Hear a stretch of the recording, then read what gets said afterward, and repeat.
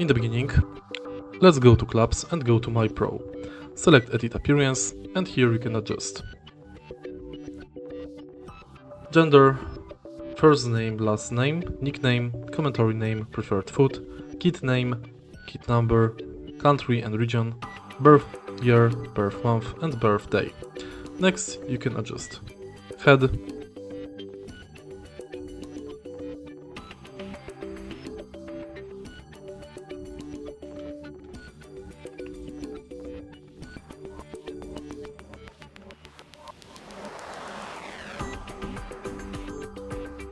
and you can edit skin, head, face, hair, and then you can change kit, status and animations of your player. If you find this video helpful, please leave like, comment and subscribe.